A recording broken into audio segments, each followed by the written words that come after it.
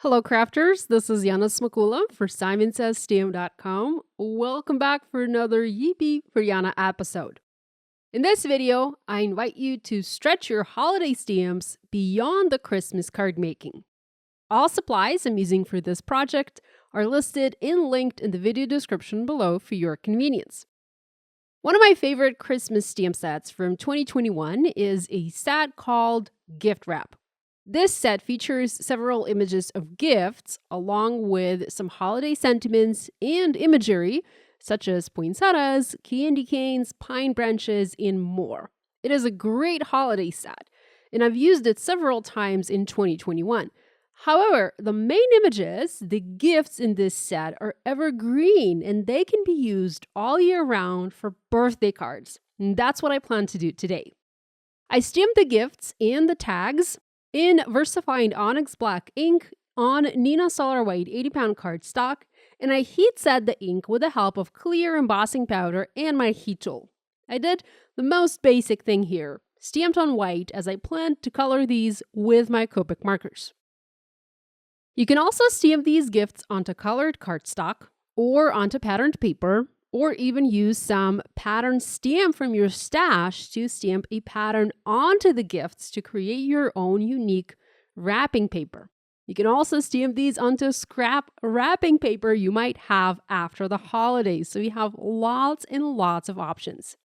I used my Copic markers and did very basic, very simple coloring. You can see the marker numbers I used on the caps of the markers on screen. Now, I also left one of the gifts white by coloring it using W5, W3, and W1 marker just to add shading, and I colored the gift tag instead. So you can do that as well. Now, the gift wrap stamp set has a set of coordinating dies. I used mine to cut these images out, and they even cut out the paper inside the loops of the gift tags. I highly recommend you get the dies as well, as these images aren't that easy to fussy cut. The gifts, of course, are easy to cut out using scissors, since these are just squares or rectangles, but the gift tags and the other images are quite tricky. If you colored your gifts with alcohol markers, or maybe you used watercolors or some other coloring medium, you can add a simple pattern or a simple design on top of your gift by using a white or a black pen. You can doodle something if you want to. I used a wide white pen. This is Storytime paint pen from Jane Davenport from Spellbinders, and I drew wonky diagonal lines on one of the gifts. I say wonky because even if I wanted them to be straight, I would not have been able to do that, so I just made them wonky from the start. On the other gift, I did large irregular dots. Again, if I wanted to make them symmetrical and regular, I wouldn't be able to do that, so I went ahead and I made them irregular. You could also use a small stamp, maybe a dot or a heart or a star, and stamp that onto the colored gifts to create a pattern. With the gifts done, I worked on the background for my cards. My plan was to make simple cards with a colored cardstock background, a simple sentiment, and a gift. I used various colors of cardstock from my stash. I have Simon's Sea Glass, Audrey Blue, Soft Blue, Sunshine, and Hero Art's Peony cardstock here. To add interest to the background, I didn't want the background to be blank. I used Simon's halftone circle background stamp, and I stamped it in watermarking for a tone-on-tone look.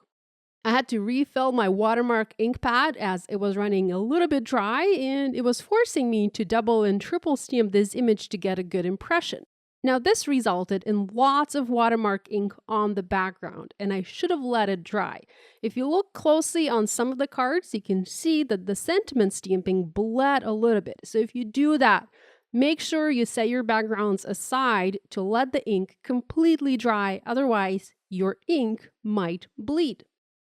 Next, I stamped various birthday sentiments onto each of the panels using stamps from Cassie Zelsky's Stop, Drop, Party stamp set. I love the bold look of these sentiments.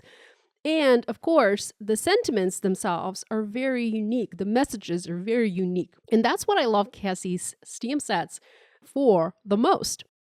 Next, I foam mounted a gift onto each of the backgrounds. I placed the gifts at an angle, and I also already have the gift tag foam mounted on top.